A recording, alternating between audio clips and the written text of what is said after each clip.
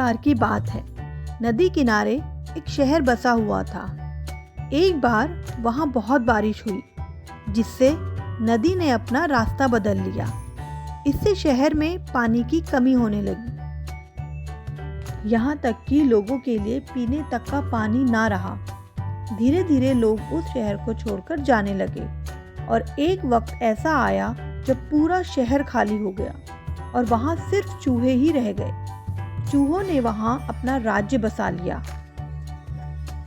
एक बार वहाँ की जमीन से पानी निकला और वहाँ एक बड़ा सा तालाब बन गया।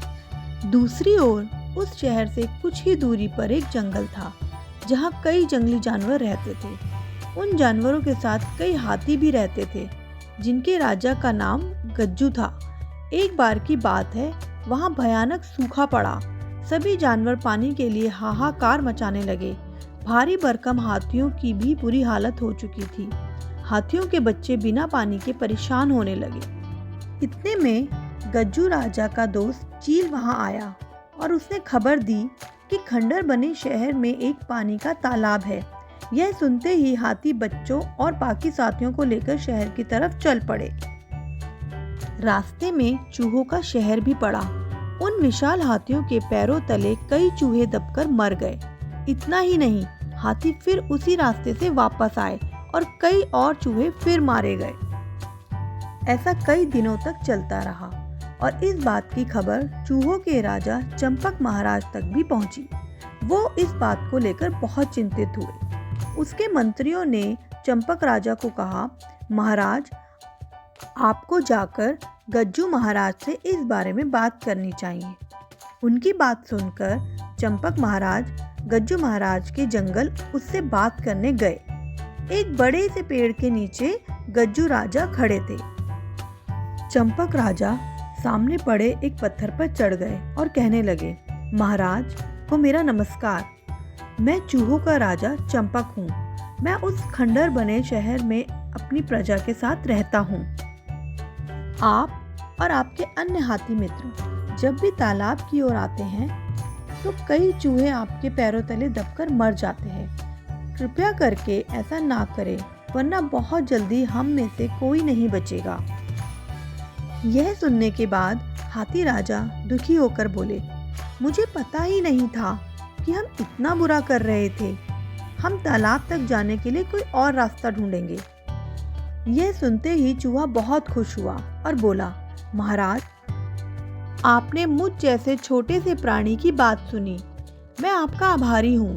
भविष्य में कभी भी अगर आपको किसी मदद की जरूरत हो तो मुझे जरूर बताएं। हाथी राजा ने मन में सोचा कि यह इतना सा जीव मेरे किस काम आएगा, पर फिर उसने चूहे को मुस्कुराकर विदा किया। कुछ दिनों तक सब कुछ ठीक चल रहा था कि एक बार पड़ोसी देश के राजा ने अपनी सेना को मजबूत करने के लिए हाथी रखने का फैसला किया।